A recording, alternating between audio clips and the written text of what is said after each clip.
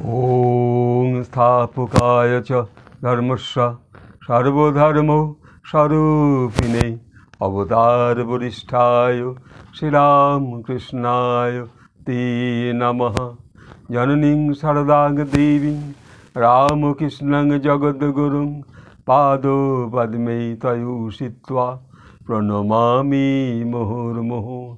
ॐ नमो श्रीज्योतिराजाय विवेकानंद सूराय सच्चिद सुख स्वरूपाय स्वामिने तापहरिणे शिवाय। ओम नमो शिवाय। ओम नमो शिवाय।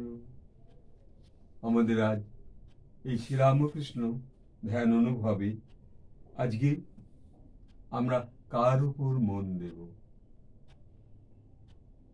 আমরা কাকে স্মরণ করব এবং সেই স্মরণে শরণামৃত হয়ে আমি ধ্যান অনুভবে যুক্ত হব।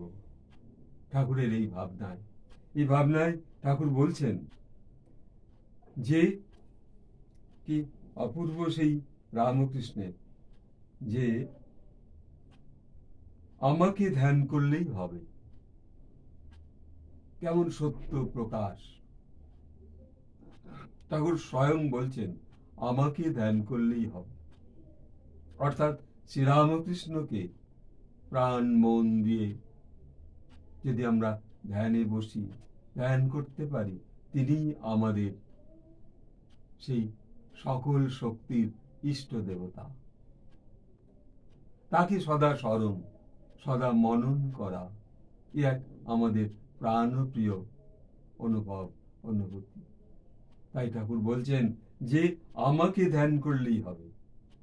ধ্যানের দৃষ্টান্ত এই তিনটে। প্রথমটা কি? যখন আকাশে মেঘ হয় আর বায়ু বন্ধ থাকে। আকাশে মেঘ উঠেছে, ঘন ঘটা মেঘের, কিন্তু বায়ু বন্ধ আছে, নীরব, স্তম্ভিত, সেই যে অবস্থা। দ্বিতীয় অবস্থা কি? যখন খুব বড় সরোবরে জল নিশ্চল থাকে, বড় সরোবর কিন্তু জলটা শান্ত হয়ে আছে, তাহলে সেই জলও যেন ধ্যানে মগ্ন। সেই মেঘমণ্ডিত আকাশও যেন ধ্যানে মগ্ন। কার ধ্যানে? ভগবানের ধ্যানে। মানুষের অনুভবের জন্য সেই ধ্যান কে করছে? সরোবর করছে, যে তোমরাও এইরূপ শান্ত হও। আকাশের মেঘ বলছে যেন বায়ু শান্ত হয়েছে, তোমরাও তোমাদের অন্তরের বায়ুকে শান্ত করো।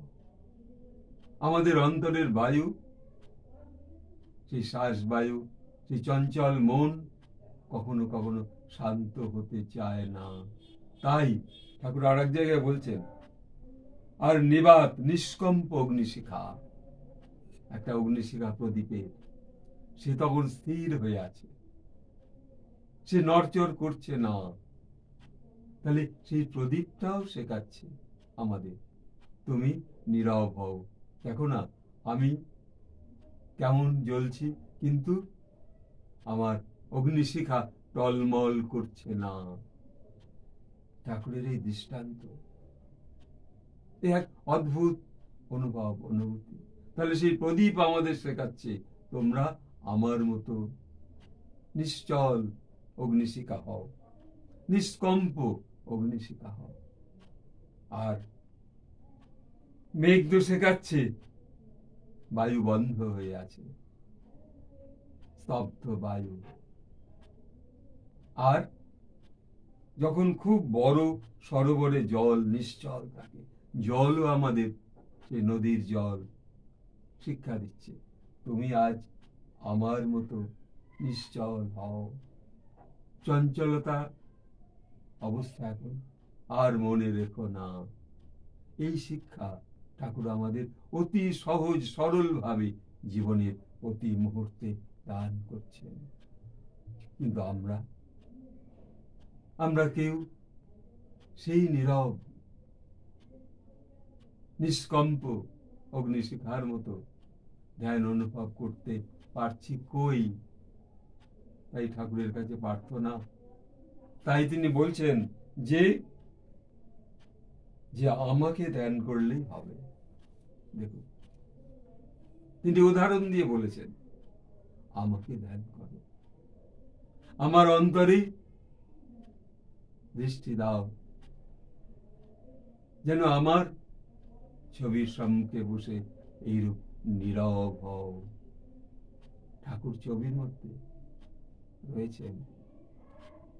এই অনুভব অনুভূতি আমাদের ধীরে ধীরে ধীরে আমরা এগিয়ে যেতে পারব ঠাকুরের ভাবনায়।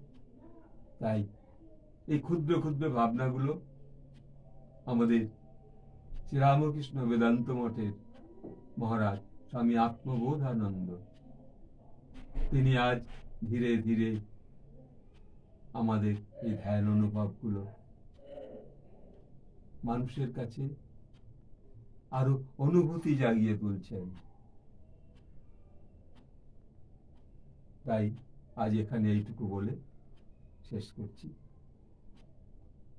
ওম জননীং শারদাং দেবীং রামকৃষ্ণং জগদ্গুরুং পাদপদ্মে তয়োষিত্বা প্রণমামি মুহুর্মুহুঃ। যারা দর্শন করছেন তারা একটু শান্ত হন, ধ্যানে বসে। এই অনুরোধ করে সকলকে আমি আমার ঠাকুরের কাছে প্রার্থনা চেয়ে আপনাদের কাছে পৌঁছে দেওয়ার চেষ্টা করছি। এইটুকু বলে এখানে শেষ করছি। যারা দর্শন করছেন তারা একটু লাইক করবেন, একটু শেয়ার করবেন, একটু সাবস্ক্রাইব করবেন। নমস্কার।